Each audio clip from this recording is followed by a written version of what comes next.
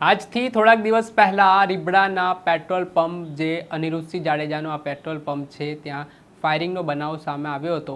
આ ઘટના બાદ રાજકોટ પોલીસ દોડતી થઈ હતી। રાજકોટ એલસીબી એસઓજી સહિત અલગ અલગ ટીમો દ્વારા આ ફાયરિંગ કરનાર બુકાનીધારીઓ છે તેમને પકડવા માટે અલગ અલગ ટીમો બનાવી હતી અને આ બાબતે તપાસ છે તે ઉત્તર પ્રદેશ સુધી પહોંચી હતી અને આ મામલામાં 4 જેટલા આરોપીઓની પોલીસે ધરપકડ કરી છે। ત્યારે આ ઘટનાને લઈને શું કહી રહ્યા છે રાજકોટ ગ્રામ્યના ડીવાય એસપી ઝાલા, વિગતે વાત કરીએ। વૈષ્ણવજન તો તેને કહીએ જે પીડ પરાઈ જાનાને રે। નમસ્કાર દર્શક મિત્રો, નવજન ન્યૂઝમાં આપનું સ્વાગત છે। હું છું ફૈઝાન। આજથી થોડાક દિવસ પહેલાં રાજકોટ જિલ્લાના ગોંડલ તાલુકાના રીબડા ગામમાં રીબડા પેટ્રોલ પંપ જે અનિરુદ્ધસિંહ જાડેજાનો આ પેટ્રોલ પંપ છે ત્યાં 2 જેટલા શખ્સો બાઇક ઉપર આવ્યા હતા અને તેમણે કંઈક ફાયરિંગ કર્યું હતું। આ ઘટનાથી રીબડા ગામમાં ખળબળાહટ મચી ગયો હતો। આ મામલે પેટ્રોલ પંપ માલિક દ્વારા સ્થાનિક પોલીસ સ્ટેશન ખાતે ફરિયાદ પણ નોંધાવવામાં આવી હતી અને આ ઘટનાની ગંભીરતાને લઈને રાજકોટ ગ્રામ્ય પોલીસ દોડતી થઈ હતી। આ મામલામાં રાજકોટના એસપી હિમકરસિંહ ચૌહાણે 6 અલગ અલગ ટીમો બનાવી હતી અને કાર્યવાહી શરૂ કરી હતી। પોલીસ સાથે રાજકોટ એલસીબી, રાજકોટ એસઓજી સહિતની ટીમો પણ તપાસમાં જોડાઈ હતી।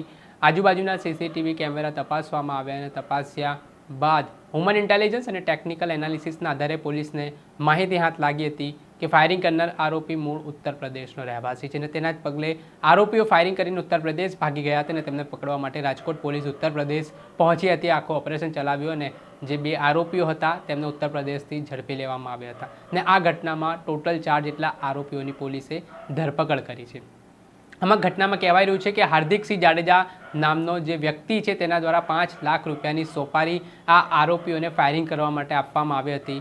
જે ઘટનાને લઈને પોલીસે તપાસ શરૂ કરી છે અને હવે જે પકડાયેલા આરોપી છે જેમાં વિપિન કુમાર વિરેન્દ્રસિંહ જાટ અને ઇરફાન કુરેશી, હવે જે વિપિન કુમાર નામનો શખ્સ છે તેણે ફાયરિંગ કર્યું હતું ને ઇમરાન અને ઇરફાન કુરેશી નામનો જે શખ્સ છે તે સમયે બાઇક ચલાવી રહ્યો હતો અને આ ઘટના આખા કેસમાં 2 આરોપીની જે મદદગારી સામે આવી તે બંને સગા ભાઈઓ છે, અભિષેક કુમાર અને પવન કુમાર।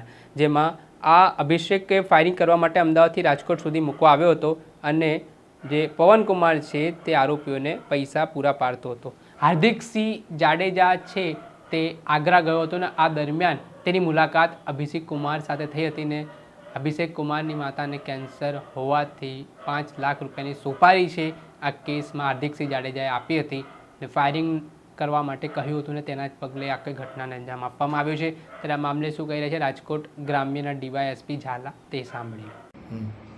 ગઈ તારીખ 24/7/2025ના રોજ ગોંડલ તાલુકા ના રીબડા ગામે જે પેટ્રોલ પંપ ઉપર 2 અજાણ્યા બુકાનીદારોએ ફાયરિંગ કરેલું, જેને શોધી કાઢવા તાત્કાલિક આ બાબતે રાજકોટ રેન્જ આઈજીપી શ્રી અશોકકુમાર યાદવ સાહેબ તેમજ રાજકોટ ગ્રામ્યના એસપી શ્રી હિમકરસિંહ સાહેબ તેમજ Dhoraji ASP IPS madam Simran madam દ્વારા માર્ગદર્શન આપવામાં આવેલું। જે અનુસંધાને એલસીબી વીવી વડોદરા તથા તેની ટીમ, એસઓજી પીઆઈ પારગી તથા તેની ટીમ, અમારા ગોંડલ તાલુકા પોલીસ સ્ટેશનના પીઆઈ પરમર અને તેની ટીમ આ આરોપીઓની શોધખોળ તપાસમાં હોય એ દરમિયાન હકીકત મળેલી કે મહારાષ્ટ્રના મુંબઈ ખાતે તેમાં આગ્રા ખાતે આરોપીઓ હોવાની શક્યતા હોય, જેથી તાત્કાલિક ત્યાં તપાસ કરતા ઇરફાન ઉર્ફે Sipa son of Mohammad Rais Qureshi Danilimda Ahmedabad, 2 number Abhishek Kumar son of Pawan Kumar Jindal Agarwal મૂળ નવી પોસ્ટ ઓફિસ સુરજગંજ સદાબહાર જિલ્લો હાથરસ યુપી, 3જો પ્રાંસ કુમાર સન ઓફ પવન કુમાર જિંદાલ અગ્રવાલ ઉવો એગંત્રી રે નવી પોસ્ટ ઓફિસ સુરજગંજ જિલ્લો હાથરસ।